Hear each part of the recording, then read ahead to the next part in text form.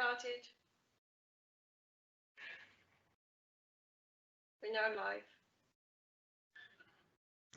Thank you. Good afternoon, colleagues.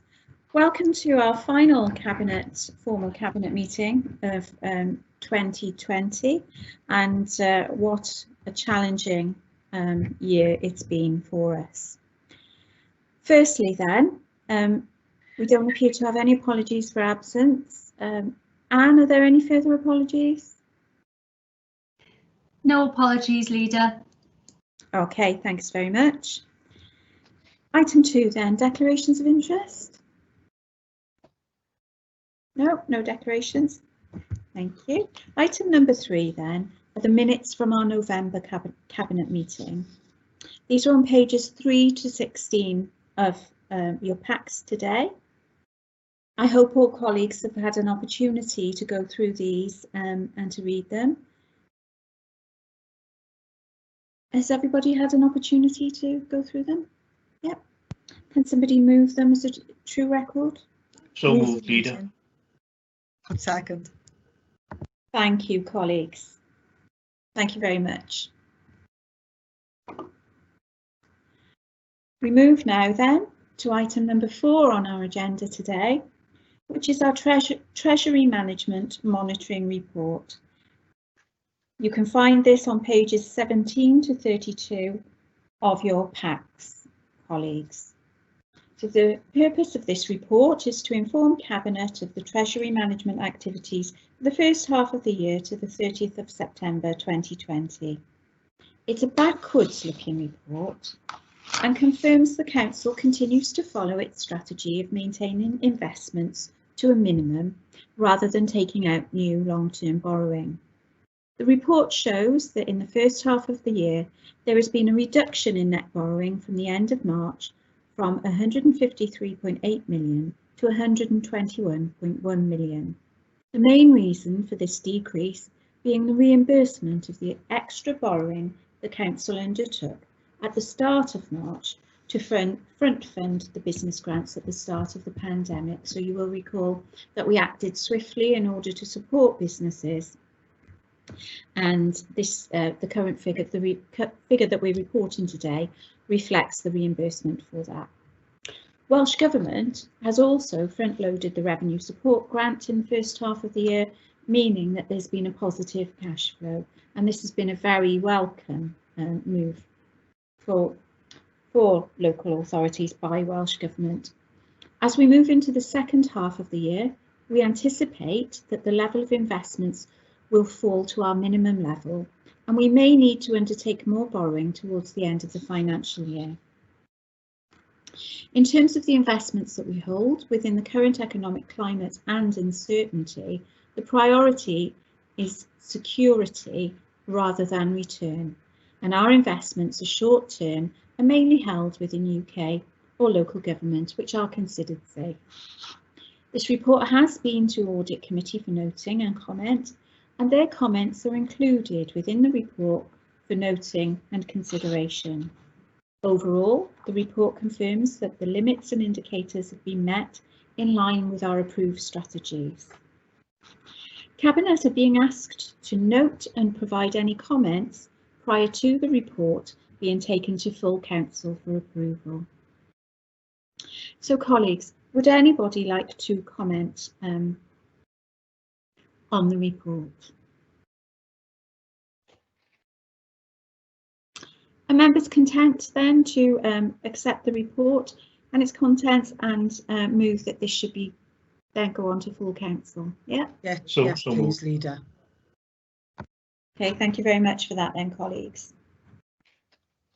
Moving swiftly on, we move to item number 5 in our agenda today. You can find the papers for this on pages 33 to 86 of your packs. And this is the Q2 Corporate Risk Register update.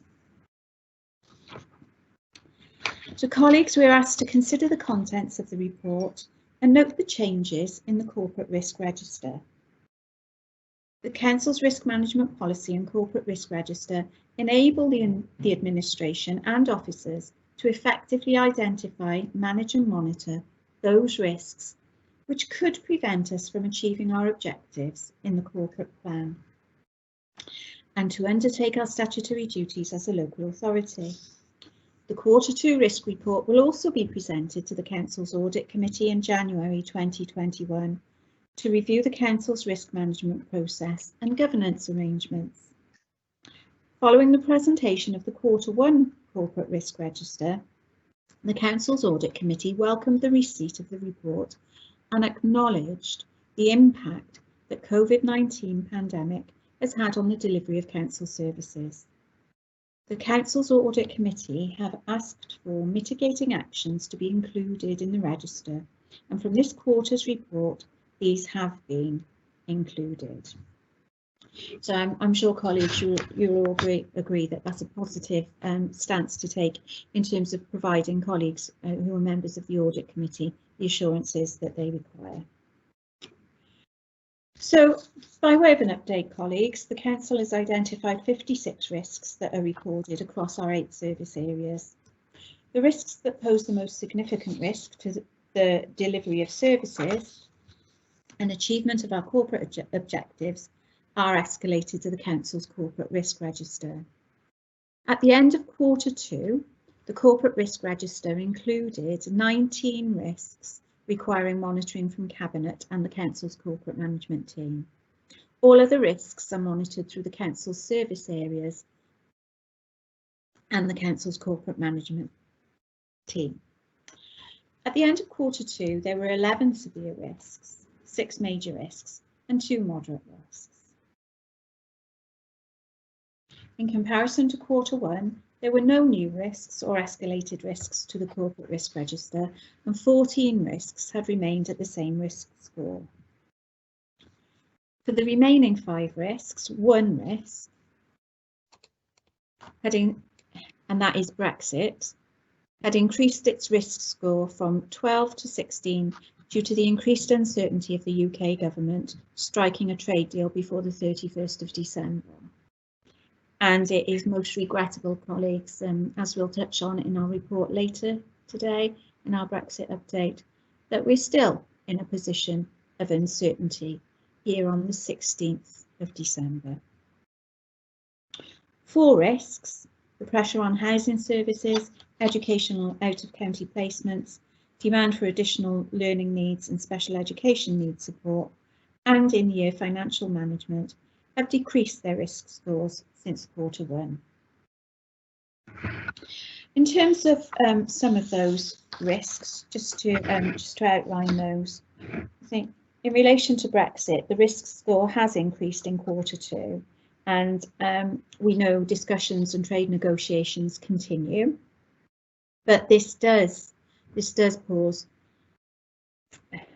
a huge risk for us as an authority, as it does for other businesses, public sector organisations across the whole of the UK. And there is still a great deal of uncertainty around this. Further examination of this risk will need to be undertaken pending the outcomes of the final negotiations, and as I mentioned, they're still ongoing. What this means for us as an authority is it's becoming increasingly difficult to effectively prepare until the final outcomes are actually known, and the Council's Brexit Task and Finish Group is monitoring this process closely, and we'll come to this in more detail in our Cabinet report. We've also experienced pressures on the housing service, but we can see that since Q1 the risk has reduced somewhat. And this highlights the fact that whilst pressures remain within the demand for housing and homelessness, additional support has been received through the Welsh Government funding. And also, I'd really like to highlight this, also through the continuous strengthening of our partnership working with our registered social landlord partners, our council teams and the third sector to provide accommodation and support to the most vulnerable. So there are a few of the highlights in relation to the risk. I don't know, colleagues, if you would like to comment on any of the risks in the report before us. Deputy Leader. Yes, thank you, Leader. Risk 5 obviously covers under my portfolio, which is ash dieback. and we've all seen the devastating effects of the work that we've had to do on Cullion Road and the removals of many ash trees, which could have caused threat to life, so they have to be removed. But it is a big issue for us in city services, and the appropriate levels of discussion are taking place with Welsh Government, because Newport has a lot of ash trees as compared to some other authorities. So I just wanted to raise awareness of that it is something that we do. It's an airborne disease that we realistically don't have much control over, but it's certainly on our radar, and just thanks to the good job that was done on Cullion Road, and we will monitor other areas as time goes by. Thank you. Thank you, Deputy Leader, and can I just compliment the team on the excellent work that they've done in terms of trying to address that and ensuring public safety in relation to that, because it is a very serious health and safety related issue, isn't it? So thank you very much for the work the teams have done. Thank you. Thank you. Would anybody like to make any further comments? No? Okay. Is somebody happy to move the report then, colleagues? So moved, Leader. Seconded. Thank you very much, and thank you for your contribution. The next item on the agenda today is item number 6, the Audit Wales audit of Newport City Council's assessment of 2019-20 performance, our certificate of compliance 2. And as colleagues will be aware, we've previously received the first certificate. So this is our second certificate of compliance, as you'll recall. And just to give an overview there, Audit Wales are the Newport City Council's external auditors, and they have a duty to ensure that public bodies such as Newport Council have the necessary arrangements in place for securing economy, efficiency and effectiveness in the use of our resources to deliver council services. Now, as part of the local government measure, we're required to publish our annual report for the previous financial year before the 31st of October. To meet this requirement, this Cabinet endorsed the Council's annual report 2019-20 at our October Cabinet meeting, and this report has subsequently been published on our website. The Auditor General for Wales has published the second certificate of compliance, which acknowledges that the Council is discharging its duties under the measure. The report also outlines the audit reviews completed in 2019-20 and 2020-21 of services delivered by Newport Council, and also consideration of the national reviews of services delivered by councils across Wales. The Cabinet acknowledges the work delivered by Audit Wales in providing the necessary assurance and, where required, recommendations for services to deliver continuous improvement. And I have to report back to you, colleagues, we've had a really positive and constructive meeting with Audit Wales this week, discussing future programmes of work. So we are very pleased to have their support moving forward. So colleagues, I propose that we accept the conclusion contained in the Auditor General's second certificate of compliance and accept the report. Members content to do so? Yes, please, Leader. Thank you. Yeah. Thank you. Oh, sorry. Apologies, Councillor Harvey. Did you wish to comment? It was just to thank the staff, Leader, because to get this with everything that's happened in the last 12 months is a testament to our staff. They must be exhausted beyond belief, but they're still going, they're still plugging away, and they're still keeping our city as safe as physically possible. I just wish people would understand this and follow the rules that's been set out. It's not there to spoil anyone's fun, it's there to keep us alive. That's all, thanks. Thank you, Councillor Harvey. Absolutely. So colleagues, you've agreed that you're happy to support the report and everyone is in favour of that. Thank you for your contribution, Councillor Harvey. We'll move on now to item number 7 on our report, our agenda today. You can find this on pages 95 to 100 of your packs, and this is our annual corporate safeguarding report. I'd just like to as we go through this item, I'd just like to emphasise that the report is slightly out of timescale with the Cabinet timetabling functions due to the impact of COVID. So just to provide you with assurance that safeguarding progress within the council actually continued during the lockdown period, and the work that was planned was completed. So safeguarding has been an absolute priority for us as a city council. So for example, within that, the safeguarding champions are now embedded across the whole of the council and currently meet virtually. There are some other legislative changes that would have provided a challenge to the council and workforce, and that's around deprivation of liberty safeguards to liberty protection safeguards. And these were due to be implemented in October 2020, but have been postponed until March 2022. And this will enable the workforce and the regional consortium to plan and train the workforce in readiness for these changes to practice. The Scrutiny Committee have received the full annual report on corporate safeguarding on the 30th of October 2020. And this report is now being presented to Cabinet. We have a council-wide set of, I'll just go back. So all future reports to Scrutiny will also include a council-wide set of performance and information as identified by the Wales Audit Office recommendations. And at this point, I'd like to invite our Cabinet member, Councillor Cochrane, to comment on the report. Thank you, Rita. You said quite a few things that I've written down here, so I won't repeat it. But I think what has come out of it, there's no question about it, that safeguarding is the responsibility of everybody. And I think what we have done, certainly as a council, that we have ensured that all new employees are trained on safeguarding. And it's not just the people we think in social services. It's from the chief executive right down to the cleaner. Everybody's got a responsibility for safeguarding.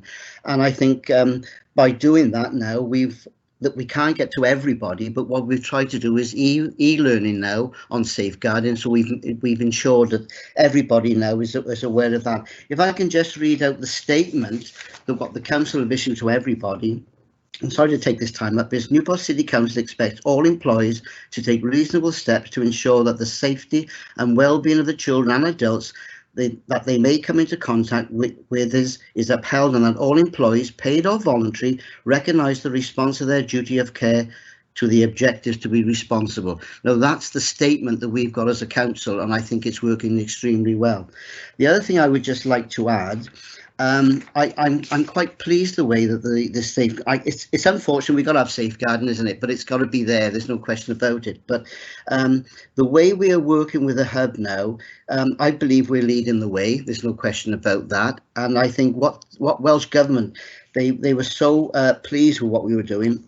They involved us in a pilot scheme that involved all the inspectorates throughout Wales, which is police, health, education, all coming together in this pilot, and we did have a quite a positive response from that. And I think what's happening now, because of that, they're going to implement this across Wales on the pilot that we've done on safeguarding in Newport. So that says a lot for our safeguarding team.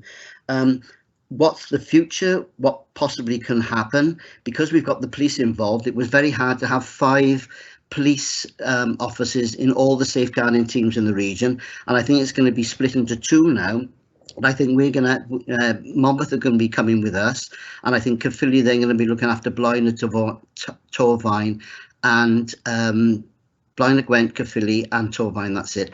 And so there'll be 2 safeguarding regionals, and that's the future, what we're going to be doing with all the police involved, health are involved, education involved. So we've really encapsulated everything now in the safeguarding for adults and children. So I'm really pleased, and I think all credit to the safeguarding team led by Mary.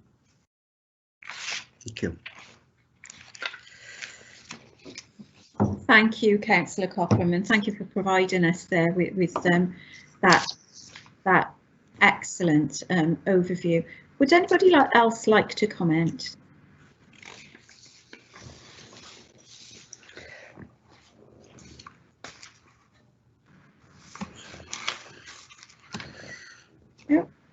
Okay. Are members then content to consider the options that the report asks us to consider?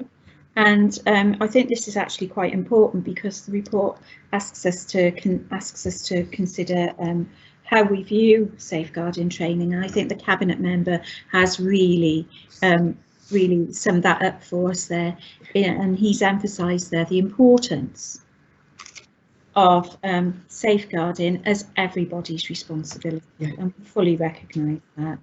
And so, colleagues, in terms of the options, I would propose that we acknowledge the importance of having an informed and responsible workforce aware of the legislative requirement for safeguarding citizens when representing the council. Second that, Leader. Yep. Yeah. Thank you, Leader. Thank you, colleagues. Is everyone content with that? Thank you. We move then to item number 8 on our agenda today, and you can find this on pages 101 to 152 of your packs. And this is the Director of Social Services annual report. At this point, I'd like to invite the Director of Social Services, Chris. Are you there? Would you like to speak to the report prior to our discussion? As I'm happy to, Leader, thank you for the invitation. I think one of the things to say about the report is that 2019-20 seems an awful long time ago now, and we're living in a very different world. Just to remind Cabinet that producing an annual report to the Director of Social Services is a statutory requirement which is set out in the Social Services and Wellbeing Act. So even though there was discussion with Welsh Government about whether we'd be required to produce a report, to not produce a report would have required a change in legislation. So we have produced a report, and we took the view in Newport that we wanted to sort of produce a proper full report and not just a kind of token gesture. So I think that's what we've done, and I think if you have had the opportunity to read through it and look at the kind of the breadth and depth of some of the work that's been delivered by social services, it's quite impressive. When you're sort of immersed in it day to day, you sort of forget, but when it's all set out in front of you, it really is quite extraordinary. So sort of we've got the kind of performance measures there and the kind of the financial situation. As we know, the kind of financial situation does continue to present challenges because of the demands on the service, and that's understood. And we continue to do our best to deliver the best possible services within the financial constraints that we have.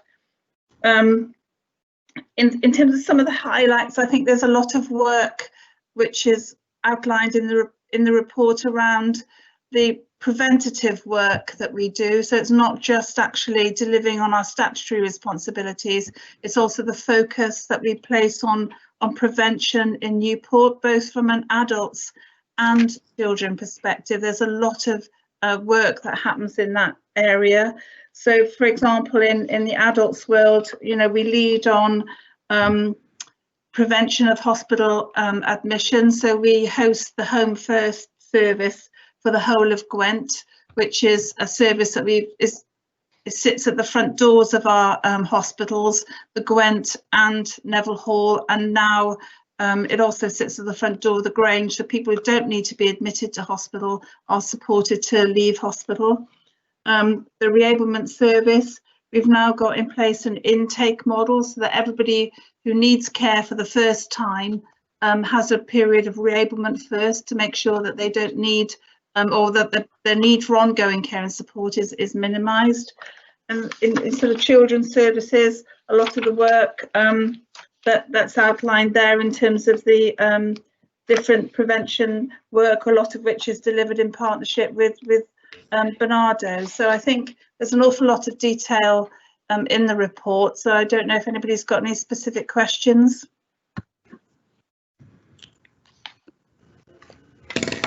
Could I come in there, Leader, please? Yes, of course, Paul.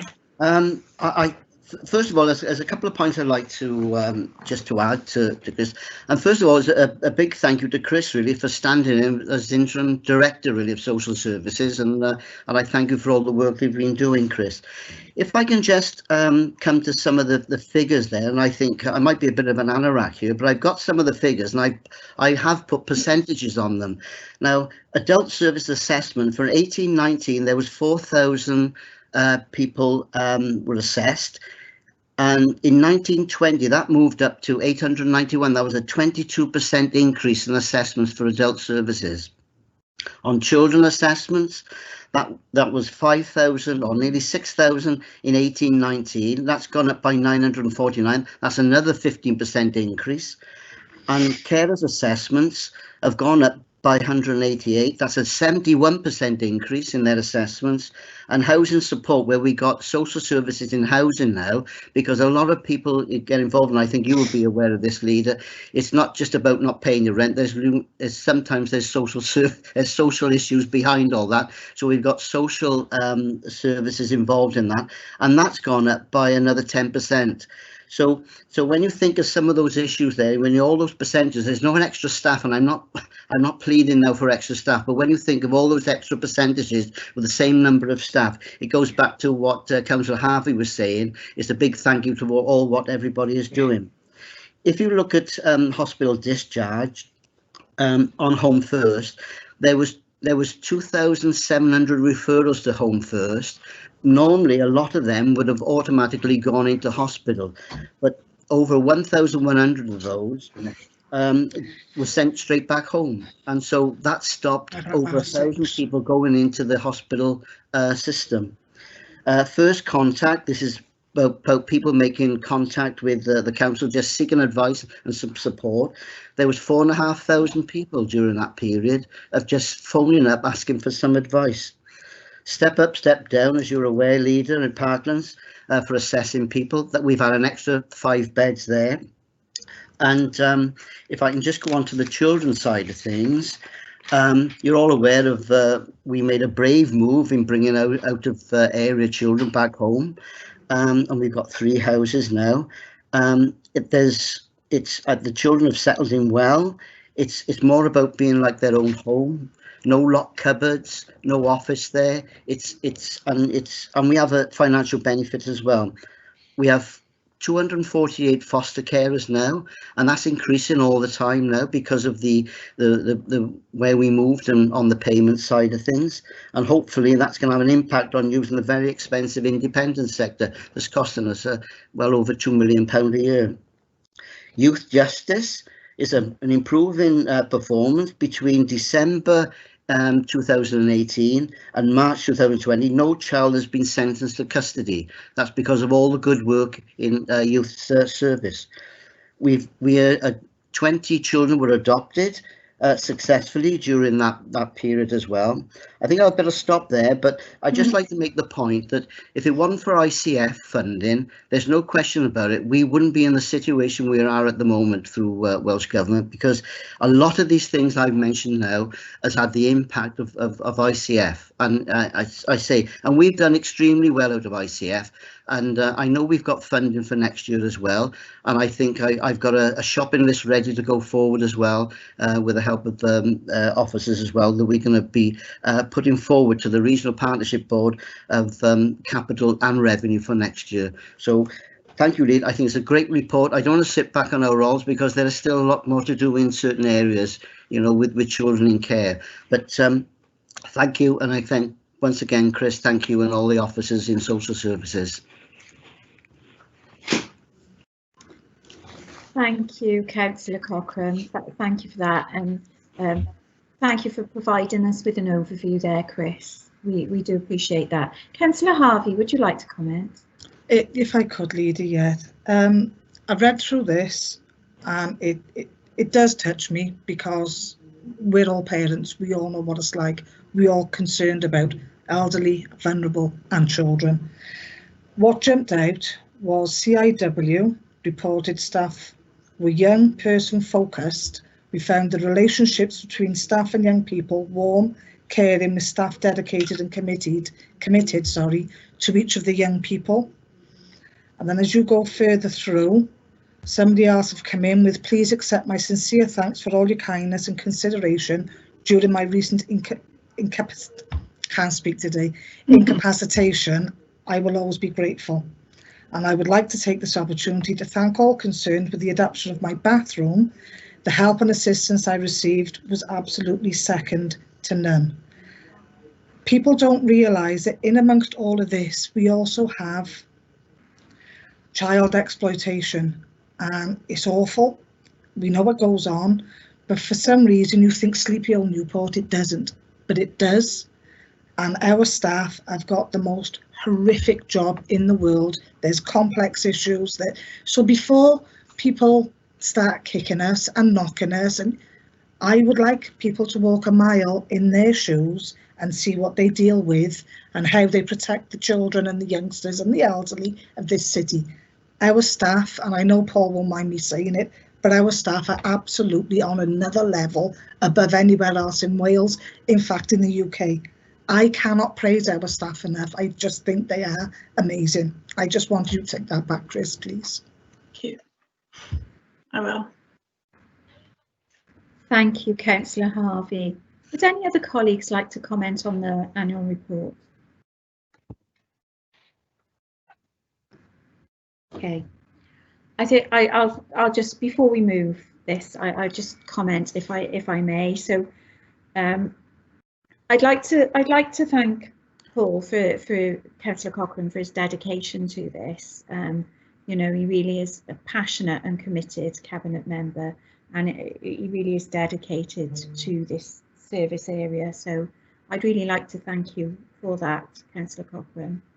But Chris, I'd like to also turn my attention to you and thank you for the role that you've played in leading us forward within social services. We wouldn't be where we are now if you hadn't demonstrated such commitment and such leadership. So again, our thanks to you as well, to you personally. Thank you. It's a real privilege, I think, to look at this, and as you say, there is lots of highlights in this report that evidence the good work that is going on. But we do need to remember, and as Councillor Harvey has said, we do need to remind ourselves that these are demand-led services and there is a lot of pressure on these services. And yet within this context, we've got such fine examples of innovation, of resourcefulness, of creativity, and a solution-focused approach. So, and there is evidence of this throughout, whether it's providing services that we provide as an authority, whether it's something that we work in partnership with other partners and stakeholders, whether it's strategic or around service delivery. There is a real solution-focused approach. And for me, that solution-focused approach really was highlighted this year during the pandemic, when our officers went absolutely above and beyond what any contract of employment or professional standard required them to do in terms of their commitment to continuing to provide service provisions and support for some of our most vulnerable individuals. And for me, that is the true embodiment of public service. So I would like to give my most sincere thanks on behalf of the Cabinet to all of our officers for bringing us to this point. And we do recognise that as a demand-led service, these pressures will never go away. But what gives us hope and positivity moving forward is the commitment of the officers that we've got. So Chris, I really hope that you'll pass that on. Absolutely. Thank you very much. So colleagues, are we happy to approve the report? Yeah. Yes, please. Yes, approved, Leader. Thank you very much for that and for your contributions. And Chris, thanks again for the work that you've done on that. We move then to item number 9 on our agenda today, which is in page 153 to 162 of the packs that we have. And this is the endorsement of the review report and delivery agreement recommendation for consultation on our LDP. So just to give you an overview of this, colleagues, you'll be aware that in October we endorsed our LDP annual monitoring report, and this actually gave the green light to a review of our LDP. So the creation of a review report and delivery agreement are the next stages in the process towards delivering a replacement LDP. The review report and delivery agreement are currently in draft form, and the Cabinet are being asked to approve the documents for public consultation. Comments and proposed changes will then be reported back to us, colleagues, in March, and if we're satisfied, we'll then go before full council in April. Approval by full council will mean that the documents are sent to Welsh Government, and following their acceptance, this will signal the legal commencement of the LDP process. So I don't know at this point if Councillor Davis, as the Cabinet member, you'd like to provide us with an overview of this and maybe comment? Thank you, Leader. As we all have agreed several months ago to replace our existing LDP, I absolutely completely support moving to this next stage and going out to public consultation. This is a vital component of obtaining the information that we need to get to feed into the development of the plan. And I really look forward to hearing the feedback that will be given to our next Cabinet meeting that's planned for next March. Thank you, Leader. Thank you for that, Councillor Davis. Would anybody else like to comment on the report?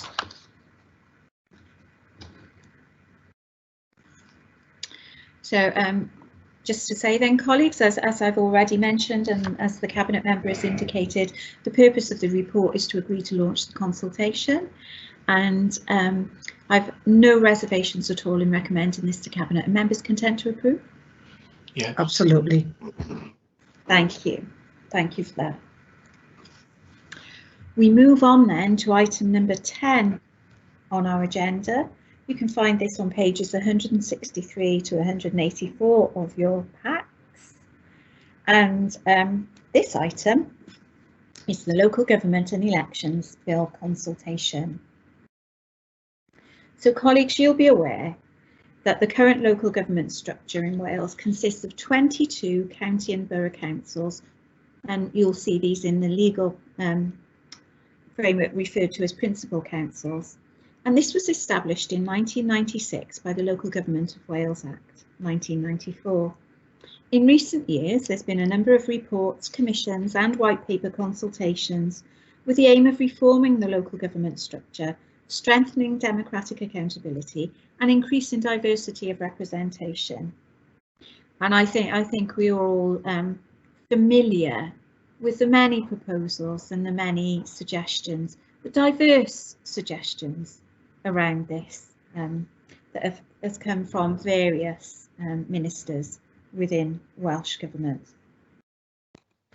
In 2019, the current minister within Welsh Government introduced the Local Government and Elections Wales Bill, and the bill proposes to reform the legislative framework for local government electoral arrangements, democracy, performance and governance. It's anticipated that the bill will receive royal assent early in 2021, and this will be in time for the 2022 local government elections. So it's important that we're mindful of this because these changes will be implemented for us. So the report that we've got before us provides an overview of the bill and proposes a response to the consultation regarding the establishment of corporate joint committees. So it's a significant piece of legislation, colleagues, and it proposes a number of changes, and many of which are to be welcomed, I would suggest to you. So Part 1 of the bill introduces provisions that will extend the franchise to include votes for 16 and 17-year-olds and for foreign citizens legally resident in Wales. And this is a very welcome introduction, I would propose. There are also proposals in there for options to change the voting system. It also provides a general power of competence and critically promotes access to local government. So it does actually implement some changes in order to encourage greater engagement and participation in local democracy. Again, a feature which is also welcome. There, in Part 4, there are some measures in terms of the role of local authority executives, members, officers and committees. And I suppose the general focus here is on improving standards. And I would like to emphasise that a very positive and welcome change embodied in this legislation is that it places a much greater responsibility on political leaders to promote high standards of conduct. So there is a responsibility there for group leaders to promote high standards of conduct and be accountable for the conduct of the members of their groups. So it's a real positive to see that embedded there. Now, Part 5 of the bill is something that we may wish to focus on, because this relates to the consultation response, and it enables the creation of corporate joint committees. These corporate joint committees can be seen as an evolution from existing regional arrangements, such as the City Deal and School Improvement Consortia and regional planning and transport arrangements. So just to highlight their colleagues that we do already work strategically on a regional basis on a number of issues. CJCs, however, will be a new form of governance body comprised of the democratic leadership of local authorities in its area rather than traditional committees. There's some further measures within the bill on performance and governance of principal councils, and this will be the subject of a further cabinet report. And there are a number of miscellaneous provisions within the bill as well. Our focus in terms of our discussion today, colleagues, are really around the consultation response to the proposal for the introduction of corporate joint committees. And you'll be aware that we did hold an all-member seminar in order to go through the proposals in the bill with elected members. So I should stress here at this point, all elected members from across the authority, regardless of political affiliation, were invited to this, and all elected members have had an opportunity to find out more, to put any questions and to provide responses and express their views to this. And you can see that those views have been carefully considered, they are incorporated, and they've been provided as an appendix to the report. So some of the key points that we would take from this is we welcome the general power of competence. That is helpful, although it may be limited in practice, but we do welcome that. We particularly welcome the extension of the voting franchise to include 16 and 17-year-olds and foreign nationals. And I think that reflects the principle of involvement. It's also in keeping with our young person's promise. However, within that context, the further measures that enable us to consider proposals to change or make changes to the voting system could be, as members have commented, and this is pretty much a strong collective view, any proposals to change could be potentially confusing for the electorate. Here in Newport, we've got a proven track record, as I mentioned, of working collaboratively on a local and regional footprint, and indeed, in our previous papers today as a cabinet, we've seen examples of that. So I think we can be perfectly confident going forward that that we understand the strengths and the advantages of working collectively. Members have voiced concerns about accountability in terms of CJCs and potential impact on local government resources, skills and expertise. So this is a concern the members have highlighted. However, it's important to note that corporate joint committees will form part of the legislation, and really whilst we do have a responsibility to flag up the challenges that this may present, we also have a responsibility to put Newport at the forefront really of taking this forward.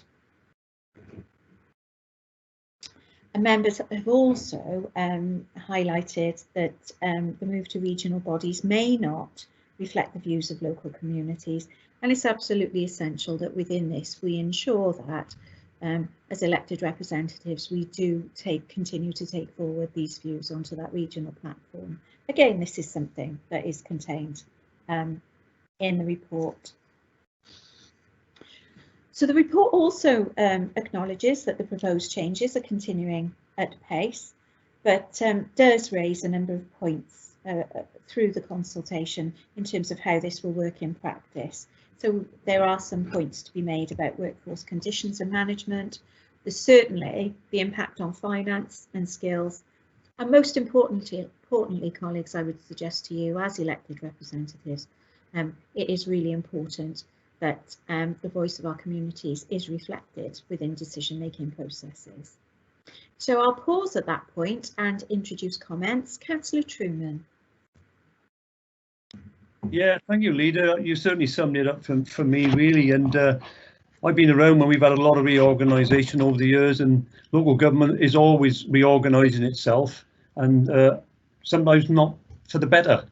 But we're flexible, and as you say, we've always moved with the agenda, and we will continue to do that. And I have some concerns, as we all have, and the electorate, I'm sure, will have some concerns. But as I say, but I've always felt, as long as I can remember, really, that decision making should be made at a local level as much as it can be, and I've always felt that. And with the proposed CJCs move into a different decision making body, for me, it's moving the decision making away from the local community, because I've always argued, I'm sure you've heard me and former colleagues will testify that I've always had this view, is as far as I'm concerned, local councils are closer to the people in terms of the issues that need addressing than any other form of government, whether that be Welsh government or to be national government. I've always felt that, because we deal with the nitty gritty. We're on the ground, we're in the face of it,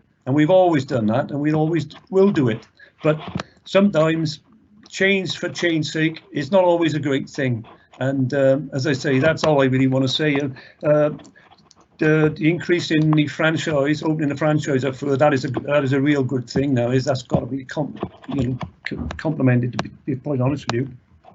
But we'll see what comes of it. As I say, we always work with what we're given, and we'll continue to do that. And we try and be positive with all of it, because, as I say, for me, decision making needs to be close to the people, and that's when you get the heartbeat of the community, and you represent that. That's it. Thank you for that, Councillor Truman. Chief Executive, would you like to comment? Thank you, Leader. Just to echo your comments, this is a really, really important piece of legislation for local government, probably one of the most important that we've seen for a number of years. I think the report accurately reflects some of the consultation feedback we've had following the member seminar. And I think, as Councillor Truman just said, you know, the bill has made significant progress through the Senate, so it is happening. It's now about the how, and the how is really important for Newport City Council. So just to give Cabinet some assurances that as we progress through the next stages, we will be working with members to ensure that whatever models that are adopted in terms of CJCs, that, you know, we will be bringing that information forward for further discussion as officers. Thank you, Chair. Thank you, Chief Executive. Colleagues, would anybody like to make any further comment on the report? Okay, I think that's my cat making a comment on the report. So, so we're asked to consider the contents then and agree the response for submission by the closing date of the 4th of January. Are members content to agree that? Yes, Yeah. please, Leader. Okay, thank you very much for that, and thank you for the contributions that we had on that item. We move then to item number 11 on our agenda today, which is our COVID-19 recovery update. And colleagues, you can find the information on this in pages 185 to 206 of your packs.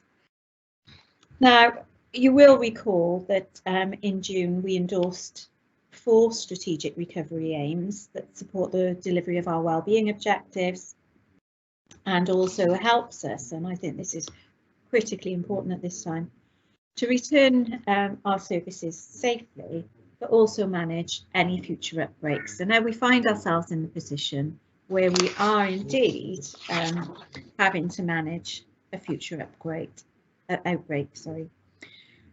So in considering our progress to date, clearly the progress that we're monitoring and discussing in terms of recovery, whilst that is still ongoing, we really do have to be clear and mindful of the fact that we're still in response stage.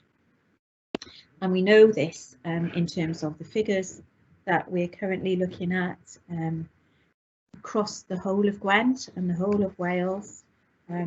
This is a very, very serious situation that we're experiencing at this time.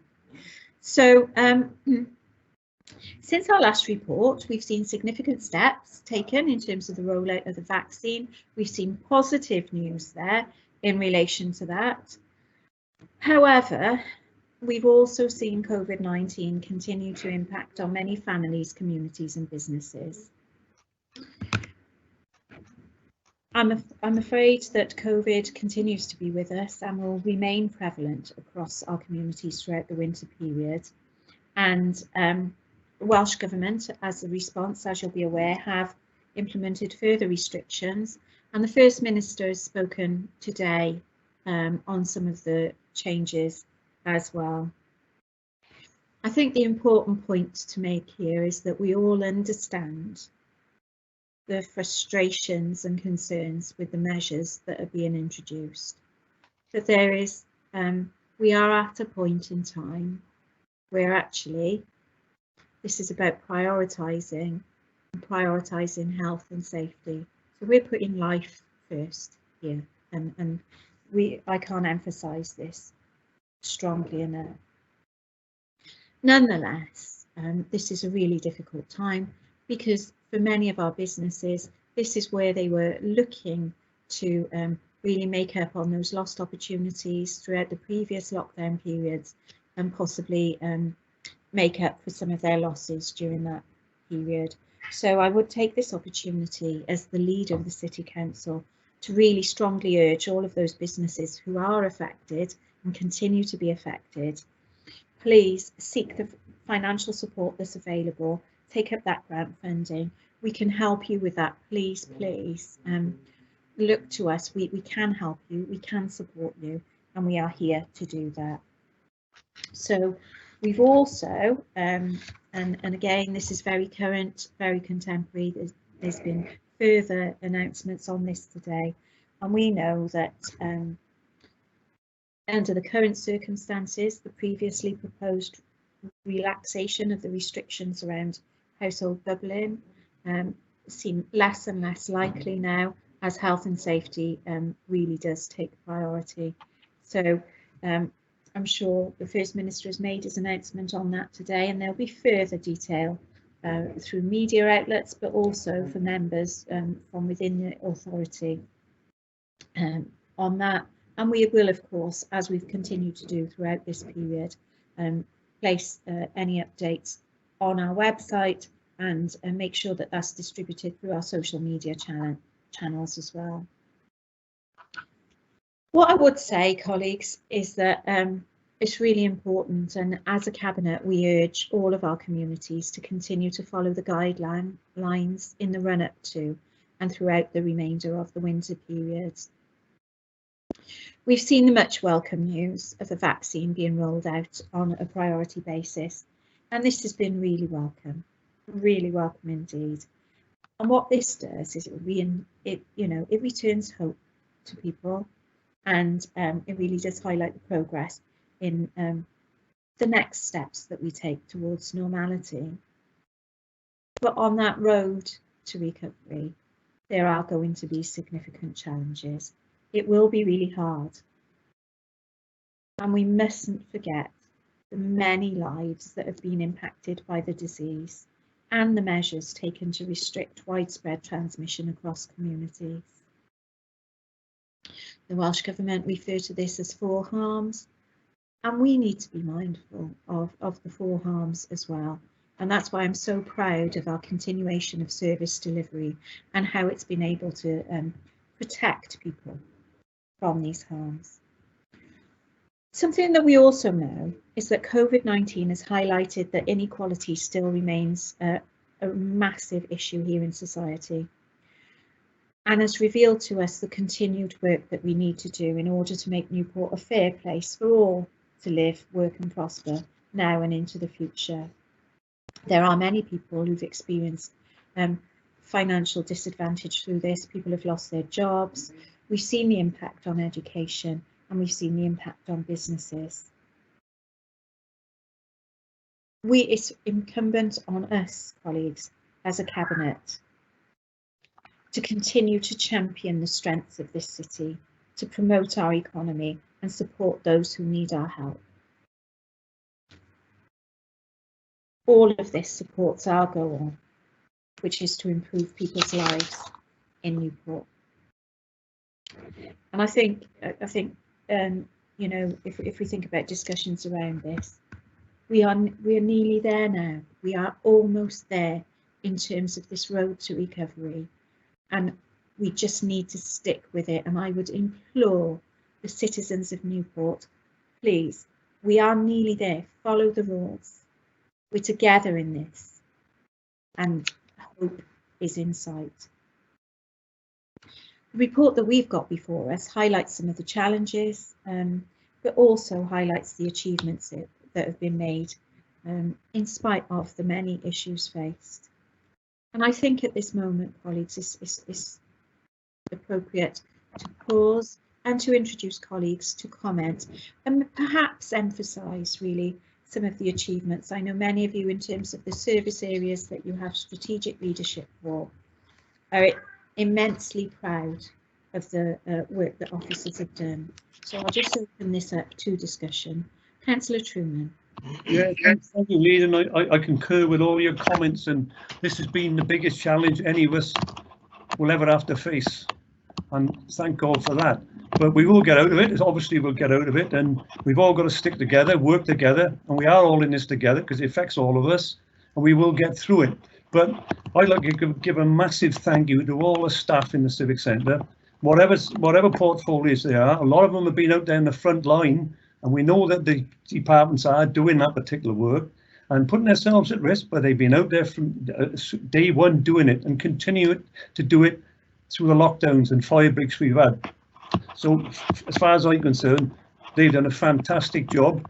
You know, they've asked to do things, you know, over and above their pay rate, but they've done it. They've consistently done it. They work from home, a lot of them, which is crucial and essential work that's going on. So a massive thank you to all the staff. We can't give them enough praise for what they've done. They do it because they're working for the community. They work for a local council that serves the community, and that's what they do. And they've done a fantastic job. I wish each and every one of them a healthy and safe new year. Thank you very much for that, Councillor Truman. Deputy Leader. Yes, thank you, Leader. Very much echoing on what Councillor Truman has said.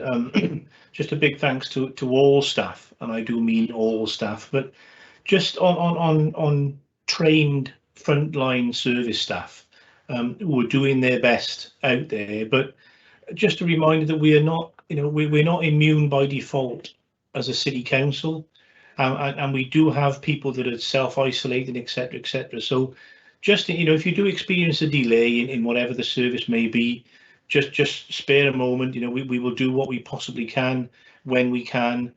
but we are not immune as a council. But all the staff that we have got are fighting on, and that's great. And only echo the comments that have been made before this. Thank you, Leader. Thank you, Deputy Leader. Councillor Harvey. Thanks, Leader. Obviously, I echo what the three of you have already spoke about, but just a little bit of reality check. There are more than 1.9 million cases in the UK. More than 65,000 people have sadly lost their life. This doesn't get any more serious than what it is now. We will move to tier 4, doesn't get any higher. And I know 2 households can meet over Christmas, I get it, but that's not a target. That's up to. You haven't got to have 2 households meeting, you know. Have a nice, safe, careful Christmas, because when we get out of this, when we are all injected and we're out of it at the other end, my God, we can kick our heels up and say, thank you, we're through it. Until then, let's just keep our focus and keeping each other safe. As Councillor Jevons have said, yeah, sometimes we are a bit slow in responding. That's because a lot of our staff, hard-working staff, are out isolating, or sadly they've got the illness. Half of this cabinet has got family suffering from COVID-19. We know exactly how it is. We're doing that. We're walking that walk. I'm just imploring everybody, please have a happy, safe Christmas, and then when this is over, we will have one hell of a shindig. But let's keep it safe for now, please. And can all our staff, I take my hat off to you, from the cleaner right the way through, have a happy, safe Christmas and a far better new year to come ahead. Thank you, Leader. Thank you, Councillor Harvey. Councillor Davis. Thank you, Leader. It's very clear that this pandemic has hit our most socially economically disadvantaged, those who've got long-term conditions the hardest. They are really struggling at this particular point in time, and they're really seeing that disease go through their parts of the communities in which they live. What I'd like to say is, and it's a huge thanks to our staff and also to the volunteers within Newport who worked incredibly hard. What's happening this Christmas is the coordination of our food banks, and there've been a pooling resources and a signposting of volunteers to ensure there's food available for everybody who needs it over the Christmas period. Residents need to contact and use our hub phone number, and there will be a food parcel available to ensure people get through this Christmas period. And I want to thank all those people who've worked incredibly hard to make sure that happened. We've made sure as a local authority additional funding has gone into that to ensure that will work for our residents. And yeah, there is food there if people need it, definitely. Thank you, Leader. Thank you, Councillor Davis. Councillor Cochrane. Yeah, thank you, Leader. I concur with everything what everybody has said, but I'd like to take another slight view, not against what's been said, but I was looking at the news today at News at 1, and I was frightened really that there was about 40% of people said they weren't going to take they didn't want the vaccine. Now, I don't know where they've got these statistics from, and it worries me.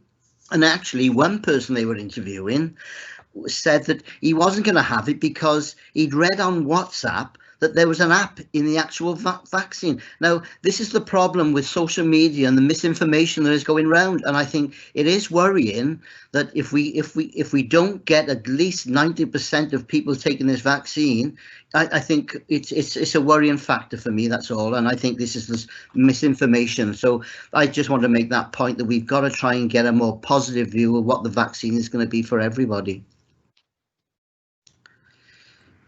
Thank you for that, Councillor Cochrane. Councillor Giles. Thank you, Leader. Yes, I mean, obviously, I add my thanks to everybody who's working for the council and everywhere else under tremendous, difficulties, worry and concerns. The ones that we've expressed, people have got their personal concerns as well, their families to look after, as well as the jobs that they do all the time. And, I can't thank them enough. I mean, you go into education, you've got constant pressure, constant change, situation and juggling responsibilities. So, for all our young people, you've got vulnerable young people, you've got young people with learning difficulties. apart from all the sort of mainstream who've got their own issues to deal with as well. You've got staff under tremendous pressure, and the parents and carers. Everybody has got their individual stories and their struggles with getting through this whole year. We've seen in the reports the fantastic achievements that have been made throughout the year, you know, the adaptation to IT, providing vouchers, you know, all those sort of issues. Blended learning, of course, is very topical. And I just wanted to add, actually, my thanks to those officers dealing with skills, because they're very quiet. They are very modest. You don't necessarily hear much about them, but the work they do is equally as important. You know, supporting young people aged 16 to 25, preparing for work, assisting them to get into work where there is. Of course, we've got huge unemployment. We're looking at that, and they're reliant on funding. So really, it's so impressive what the staff are doing all the time, and it's non-stop. So it's really just, again, to reiterate that and to thank them. Thank you, Councillor Giles. Would anyone else like to comment? Okay, so thank you, colleagues, for your contribution there. Clearly, this is a very fluid and fast-moving situation, and I've no doubt things will have changed by the time we have our next update in January. But just to pick up really on a couple of the comments there. So I just really wanted to say, in relation to the important issue raised by Councillor Cochrane, that in terms of information, it is really important that people access information from trusted sources. So from the Public Health Wales, from the Anira and Bevan University Health Board, from Welsh Government, and from our own Newport City Council sources of information. All of these trusted sources of information, through their websites, through their social media channels, and through the information that they provide to the print media, will provide trusted, reliable information, and not misinformation or false rumours and conjecture. So I would appeal to people to really ensure that they get their information on this from trusted sources. I'd also really like to you know, pick up on the points there that the Deputy Leader made too. This is affecting everybody, and I know that Councillor Harvey gave us some statistics on this as well. It is affecting everybody. People will have family members, friends who they know might have experienced the illness themselves, or indeed who are self-isolating because they've come into contact with somebody. There is inevitably going to be some impact on service provision, but as the Deputy Leader has really emphasised here, please bear with us, because we will ensure that we maintain essential service provision during this period. However, there may be some delays, and these will be unavoidable. We'll do everything that we can to mitigate this, but there will be some delays. I just really like to highlight something that I think that I saw in some of the public information campaigns that have been circulating, and really in relation to this. We've spent the spring, the summer, celebrating our heroes. We've recognised the contribution that they've made. All of our key workers, our NHS, our public service workers. As we go now into the Christmas break, actually, here's an opportunity for everybody to be a hero, each and every one of us. These small actions that each of us can take individually will actually help to protect people and to save lives. All we have to do is follow the most simple rules. And as my esteemed colleague, Councillor Harvey, has said, you know, a bubble of 2 isn't a target. So we don't all have to aim for this. Let's just focus on keeping each other safe. So on that note, colleagues, in terms of keeping each other safe, and I'd just like to highlight another key message from us as an authority to the citizens of Newport, and that is that if you are contacted by Track, Trace and Protect, please provide them with the information that they are asking for.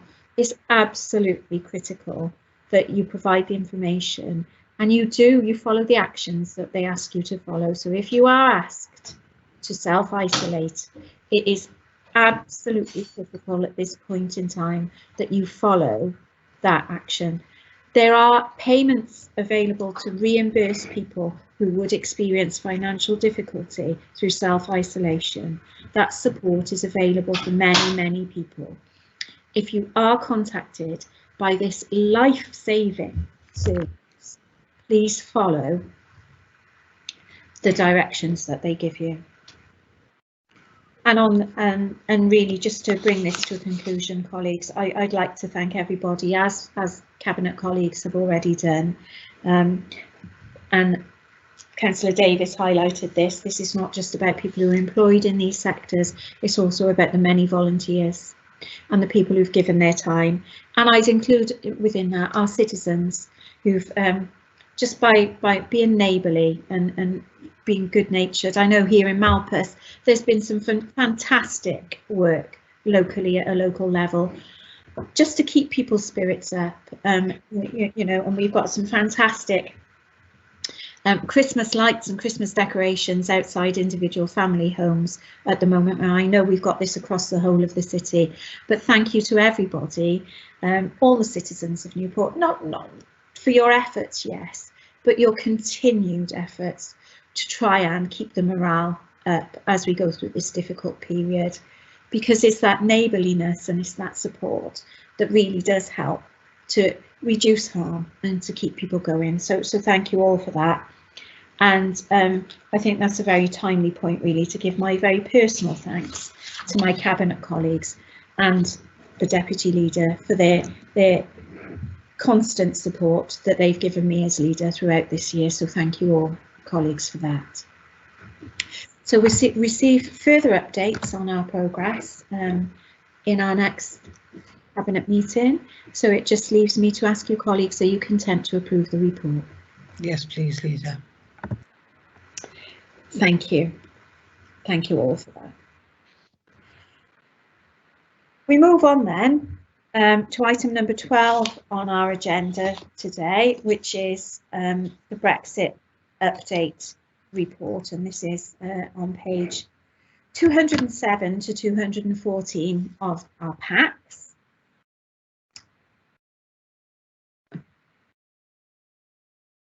I am well, I don't actually know what to say in relation to this, except thank you to officers for the very detailed report, and it's very reassuring to know that our officers are doing the absolute best that they can within this extremely challenging situation to try and prepare us when there is still a significant degree of uncertainty around these arrangements. And the report provides us with an update on the current position.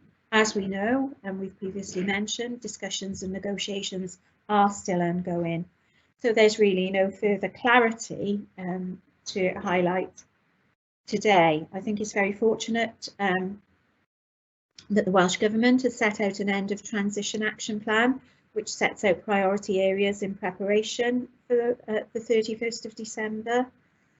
But one point that I would like to emphasise as the leader of the City Council, and that is we recognise the challenges around the economic decisions that are going to be made.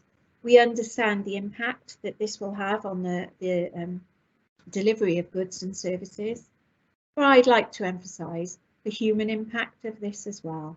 And we've got many citizens within our communities across the whole of Newport who are deeply disturbed by this and how this may impact potentially on their future.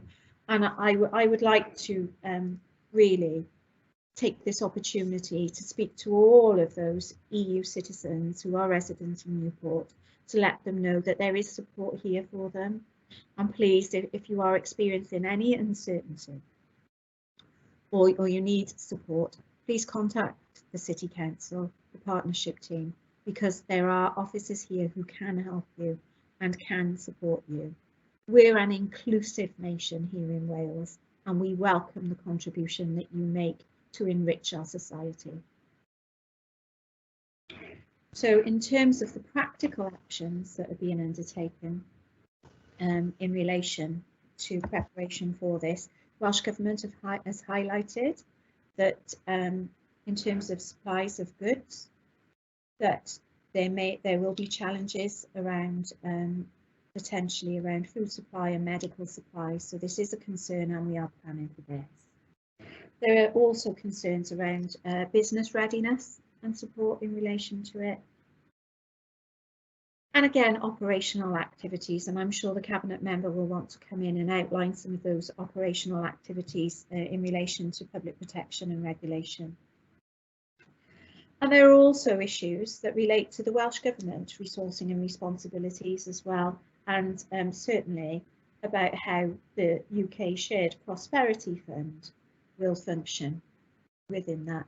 And I can only say, colleagues, what I've said previously when we started this meeting today, is that we are at the 16th of December and there is still no clearly defined way forward. At this point, I'd like to invite the Cabinet member, Councillor Truman. Would you like to make any comments in terms of our preparations? Yeah, yes, Leader, if I can, and as you say, a very good, difficult time for forward planning on talks that no one seems to know where they're going to end up. And as you say, the clock is ticking. That's for sure. But the regulatory services and the environmental health officers are waiting patiently to know what the new regulations are going to be post the 31st of December. Now, whatever they are, if they're changed, there's got to be trained. They've got to be trained. And to be fair, the Welsh Government, they provided the resources for the officers to be trained on the new regulations, whatever they might be. But what's also compounding that is the regulatory services are involved in the track, trace and protect service, which so their resources are being stretched as it is anyway. But that's one of the concerns of the regulatory services. But I'd like to repeat what you said in regards to track, trace and protect. If you're contacted, if someone you know or you've been with has had a positive test and you're contacted, they're not trying to catch you out. They're asking for where you've been, the person who you've been involved with has been contacting positive sort of relationship and thing like that, and you need to self-isolate. But it's not trying to catch anybody, but it is important because the thing is, it can save other people from getting it themselves, and those who may have already been in contact with someone who they didn't know had COVID-19, you could be spreading it yourself. So it's really common sense, but as I say, we're all in it together, and we've got to get through it, and we will get through it. But let's all stick together, follow the rules as what has already been said, and we will get through it. There is a light at the end of the tunnel, and let's embrace it. Thank you for that, Councillor Truman. Would anybody else like to comment or make a contribution on the Brexit update report? No? Okay. Just to really, as a final point on this, I'd really like to provide assurance to the citizens of Newport that our officers are doing all that they can in partnership, working in partnership with many of our partners to ensure that we're prepared for this. There's a huge degree of uncertainty around this, as the public will be aware, but we are doing everything that we can to focus on this and to work on this. So what we are being asked to do today, colleagues, is to accept the contents of the report, and again, another fine detailed report from our officers, really providing an excellent outline of the situation we find ourselves within, and agree to receive regular updates as progress is made throughout the transition period. Colleagues content with that? Awesome. Yeah, happy with that. Okay, thank you very much for that. We move then to item number 13 on our agenda today, which is the City Centre Leisure and Learning Report, and this is on pages 215 to 230 of our packs. So, colleagues, I'm really pleased to be presenting this report to you today, and we've talked about recovery. Well, this actually, I think, embodies our aspirations for recovery, and certainly as an indication of recovery and positivity going forward. So I'm really pleased to present this report for the next stage of our ambitious plans for the city centre, and this focuses on leisure and learning right in the heart of our city. So the proposal, as colleagues will be aware, is to develop a modern, environmentally sustainable health and wellbeing facility here in the heart of the city centre, which provides a modern leisure pool with family-friendly changing, fitness suite, roof garden and an active roof. And also the facility's got the potential to encompass more informal relaxation areas and be connected to our active travel network here in the heart of the city centre. It's useful, I think, to consider why it is that we've got this proposal, and this proposal's been developed, and we know that the existing Newport Centre building is experiencing a range of structural issues and requires significant investment to bring it up to modern day standards. So we know that, for example, that there is a £2.5 million investment requirement to address some of the structural issues with the roof in around the swimming pool area. Over the medium term, there is a requirement for around £9.1 million in terms of wider maintenance. The current building is neither efficient nor sustainable, and actually if we pause to reflect and consider changes in demand over the decades, what that actually means is that it's no longer able to compete with modern facilities. So the report outlines the plans to replace the existing Newport Centre with a modern, sustainable and energy efficient leisure and wellbeing facility for all of our citizens of Newport. What this will also do is free up land to relocate Coleg Gwent's further education provision into the city centre, close to the existing higher education provision. There are significant benefits of this in terms of our city centre. It brings new groups into the city centre, so it will increase the footfall, it supports businesses, it will support retail and hospitality,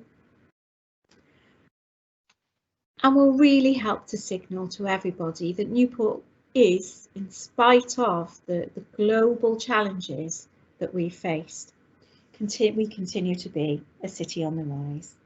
It's got the potential to have 2,000 students at the new Coleg Gwent site and provide that all-important wellbeing facility. Now you'll see in the report, colleagues, that there is an outline of the costs of the project there. So you can see the cost is just under £20 million, but part of this will be financed from efficiency savings as a result of operating from a modern facility, which will attract greater patronage.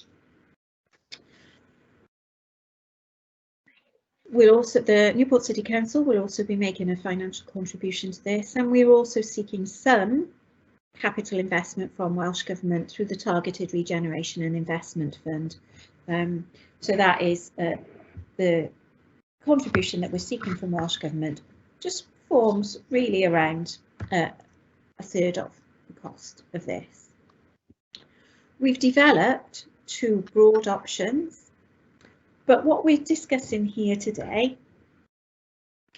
is the decision to consult the public on these options.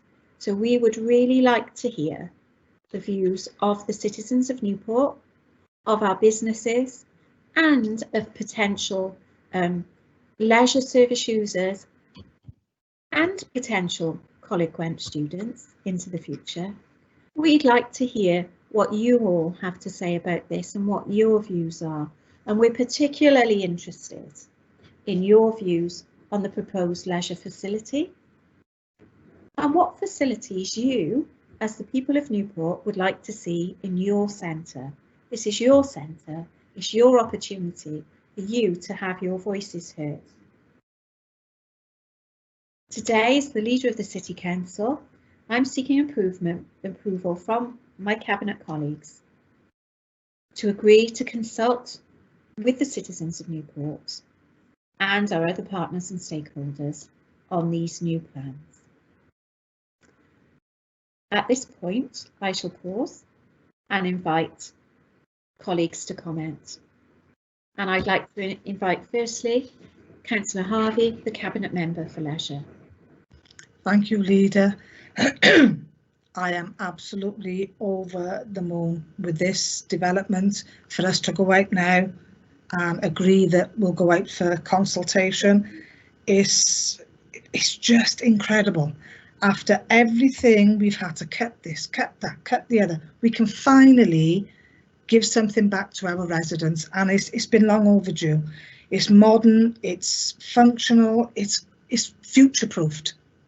As you said, for youngsters, oh, I shouldn't call them youngsters, they're adults, coming in to go to the further education college, but also for families to all come together again and have something that's fantastic. As far as I'm concerned, it's over to Newport citizens now. It's over to you. Get online, tell us what you want. Is it option 1, option 2, and then we'll see where it leads us. But one way or the other, you're going to be having 1 or 2. Fantastic. Thank you, Councillor Harvey. Councillor Mayor. Thank you, Leader. A marvellous end to Annus Horribilis. Can I declare a non-pecuniary interest on behalf of my family and all the families in Newport for what the old leisure centre did for us. My kids grew up in the centre, they learned to swim there, we all enjoyed the flume. Don't get me started on the bands that I've been and events that I've been there. And probably my highlight, certainly politically my highlight, was in 1987. I was agent for Paul Flynn, and he was elected and gave his speech on the stage in the hall in 1987.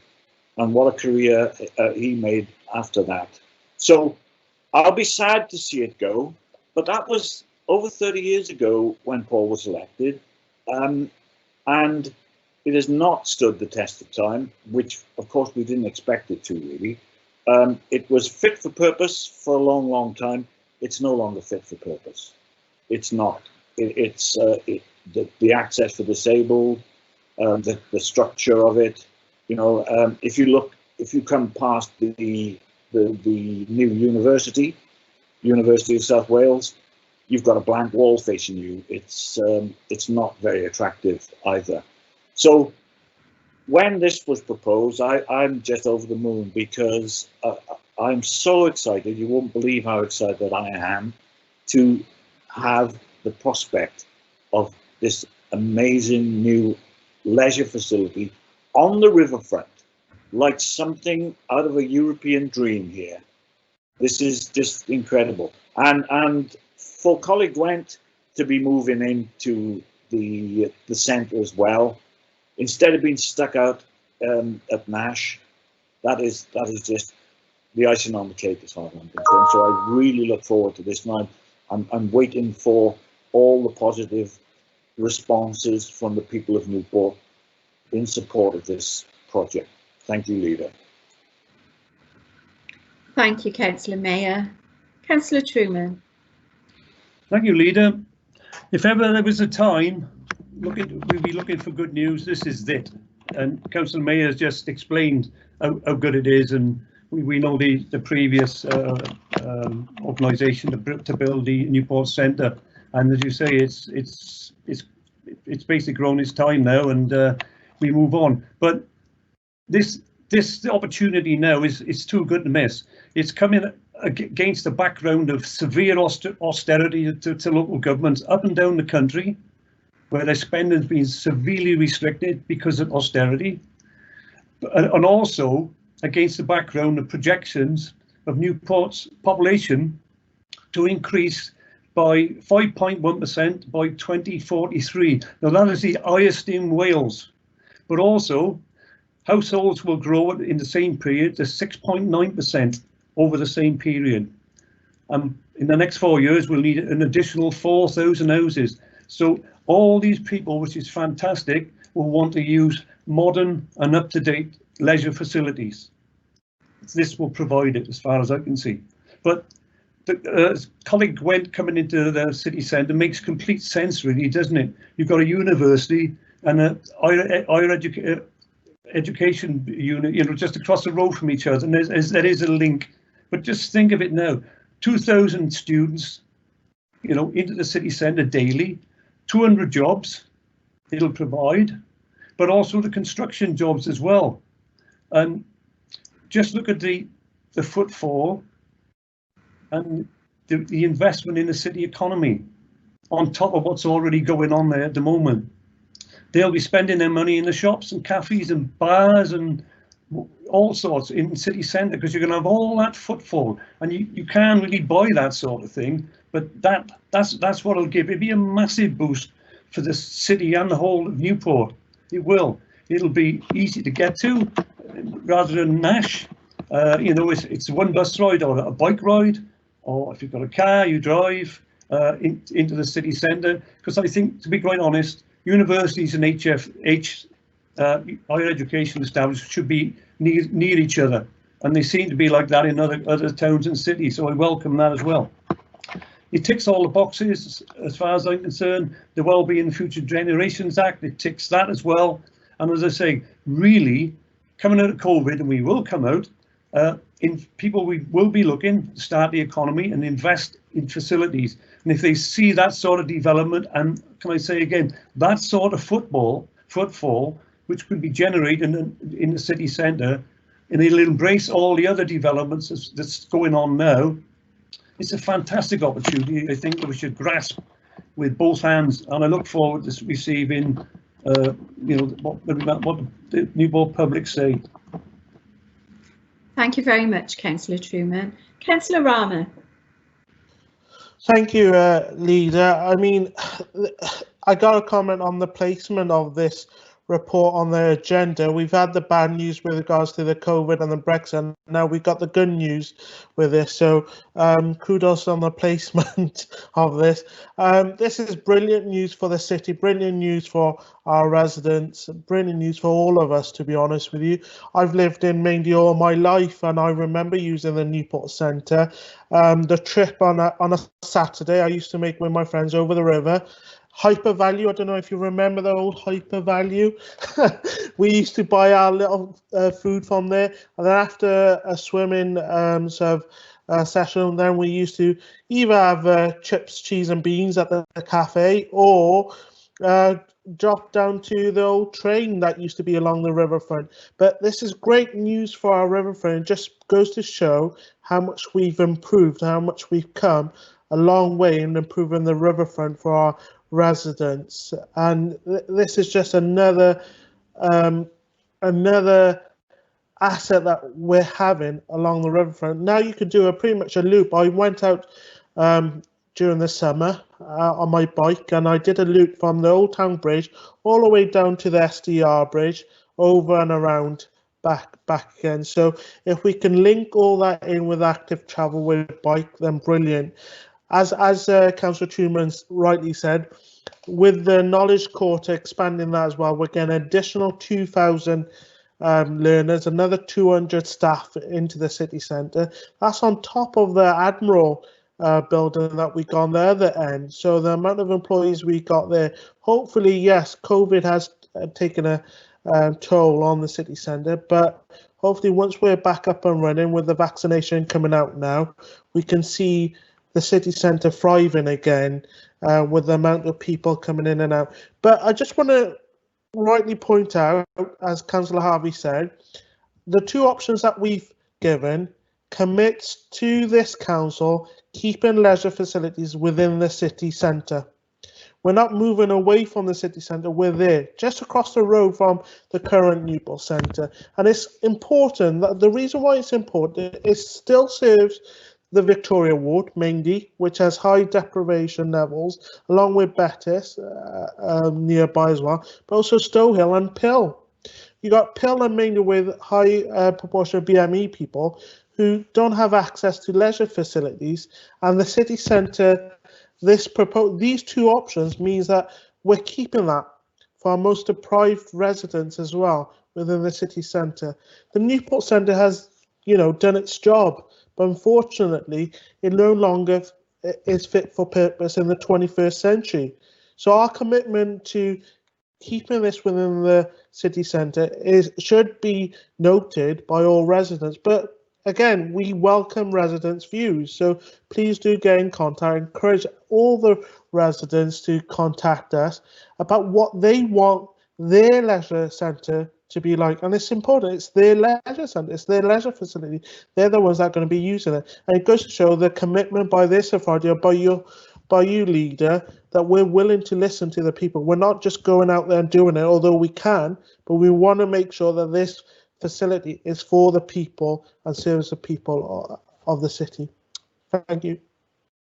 Thank you, Councillor Rahman. Councillor Davis.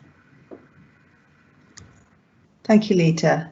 The guiding principles that lead and fundamentally underpin my portfolio are the global goals for sustainable development, and I constantly look to those to ensure that we are delivering as a local authority. This completely ticks all those boxes in that we will be delivering on a new environmental, sustainable, accessible building that will improve health and well-being. We're looking at equality. We're ensuring it's accessible in that BREEAM standards will be met.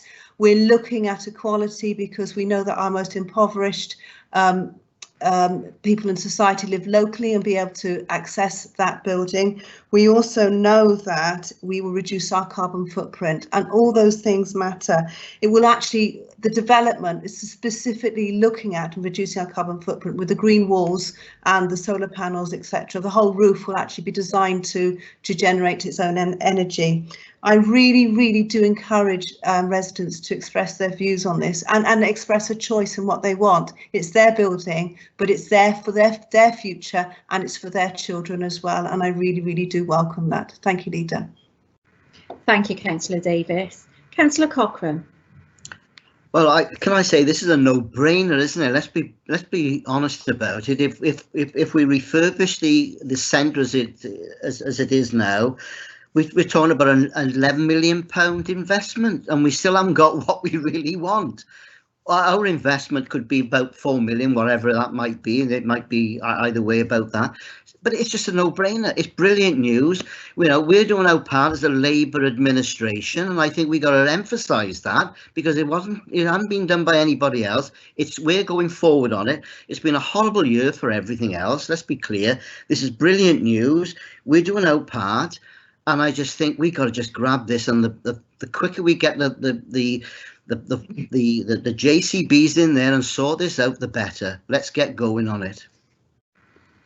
Thank you, Councillor Cochrane. Councillor Jevons. Yes, thank you, Leader. I think just one thing to come back to is that this will offer a better fun pool facility than what we've got now. It is important to the people within the city centre to have fun pools. You can have big swimming facilities out at the Nisby, but it's a multifunctional building. It has roof space as well for gathering. It's perfect for active travel, and hopefully you can have some bike storage, etc. underneath. But what an experience for students as well from the university, from Coleg Gwent, who can actually use this pool maybe before or after part of their studies in an excellent facility, an excellent place within the city centre. Parking is available in Kingsway. it does just tick all boxes, and I'm more than happy to push that forward. Thanks, Leader. Thank you, Deputy Leader. Councillor Giles. Yes, thank you, Leader. I mean, it's all been said. I just wanted to make the point that I fully support this. I think it's really exciting. I've said that all along. You know, it continues the modernisation of the city centre. You know, the facilities are going to be absolutely fantastic. It'll be attractive. You know, along the riverbank there. I mean, clearly we support Coleg Gwent. They do a fantastic job for our young people. And I think I saw the other day, forgive me if I'm not quite correct, but I think actually our university has moved up several places. It's done quite a jump up the list of universities, you know, you know, with regard to their facilities and how they're attracting young people and the results that they're getting, even under these very difficult circumstances. So I think when you put all that together, and we've talked about the economy and businesses, you know, you can just see that buzz eventually being there, and it's on a great footing once we get out of these terribly difficult situation that we're in at the moment. And I think it's just also explaining that, you know, clearly you can't have an immediate replacement to what we've already got, but we're as ready as we can possibly be for that transition from what is now really a poor facility to a fully modern 21st century facility that we're going to provide. So, you know, it is really exciting. Yeah. Thank you for that, Councillor Giles. Chief Executive, would you like to come in there and comment on this report? Thank you, Leader. I think Cabinet have already outlined all of the key points that are pertinent to the core of the report. I think just a couple of points for me, the one that Councillor Giles just mentioned in terms of education and Coleg Gwent being a key partner that we work with. Dialogue is ongoing with Coleg Gwent, University of South Wales as well. So, you know, we will have 2 facilities co-located. And you know, that's a journey we're on with University of South Wales as well, Newport Live, and also our partners in the Business Improvement District within the city centre. As Cabinet have already alluded to, it's been a really difficult year in COVID. You know, no city or town has been immune to the impacts. And we as a City Council are very aware and are working with Friars Walk, with the Business Improvement District about how we move forward out of these very, very challenging times. I think the report references the facilities as fit for purpose, but the way I would describe the report and commend these to you as a Cabinet, as your Chief Executive, that these are fit for a Newport of the future. It is public sector led investment, and an investment that will inspire and give confidence, hopefully, to the people of Newport and to city centre businesses. But I think, you know, the Cabinet have already stated the importance of the public consultation, which begins in earnest tomorrow. And, you know, I would, as Cabinet have done, request that people of Newport, please tell us what you want to see in these facilities. This is vitally important that as we progress to the next stage of the project, that we listen and that we incorporate those views. Thank you, Leader. Thank you, Chief Executive. So we've got the report, colleagues, and I'd like to thank you all for your contributions. So we've had a really good discussion on the proposed consultation today. I just really like to pick up on a few points that were made there. So of course, the existing Newport Centre does mean a lot to us all. For Councillor Truman, who was part of the subcommittee that actually saw, you know, made the decision to develop it in the first place. To those of us, you know, as well, as Councillor Mayor has said, those of us who have fond memories of being in there with our families, or as Councillor Rowan said, as a child themselves. And there are many positive memories. I mean, certainly for me, you know, the benefits to my children going there weekly for swimming, children's parties, aqua aerobics, all sorts. The gigs, you know, their black book, Newport Centre's little black book of all the gigs they've had over the years. You know, some fantastic bands, some fantastic facilities. Unfortunately, that facility has deteriorated, And what this proposal presents to us is an opportunity to provide the citizens with Newport, as the Chief Executive has said, with facilities that are fit for purpose for the 21st century, for a city in the 21st century. And that is really important in terms of us going forward.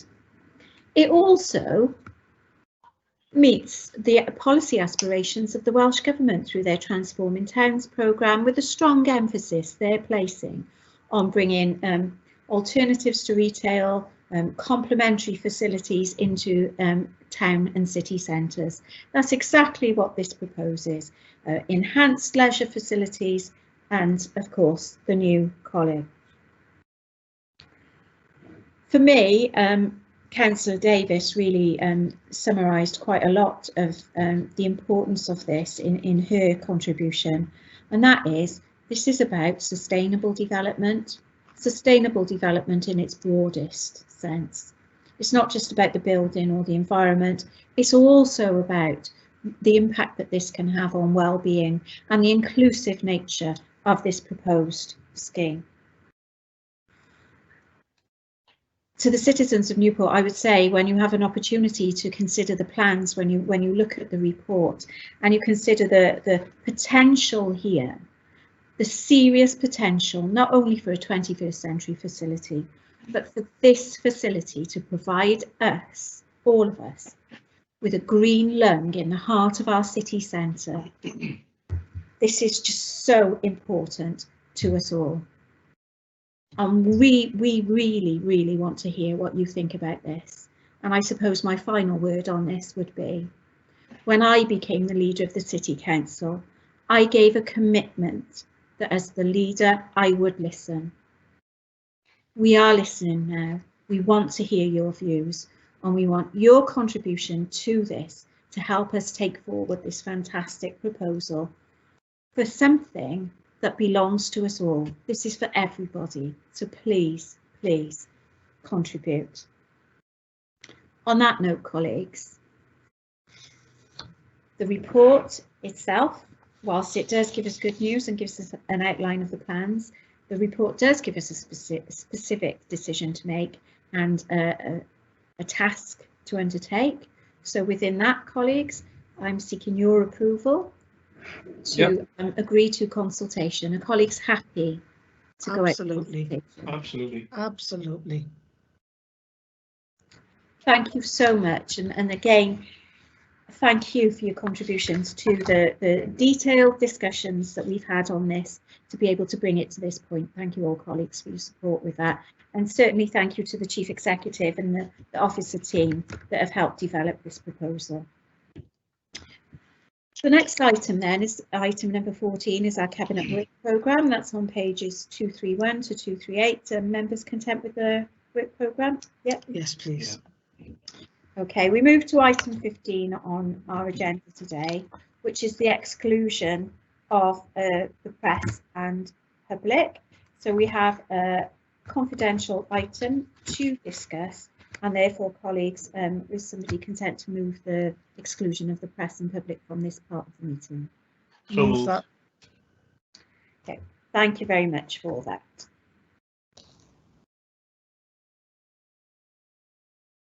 So before I open the next item, so Leader, can you wait for the live feed to be turned off first? Yes, certainly. Let me end the live recording. One moment, please. Sorry, the other thing is that Councillor Harvey will need to declare and withdraw. Sorry, Gareth, I forgot about that. Yeah, okay. Thank you. Do I just log off now, do I?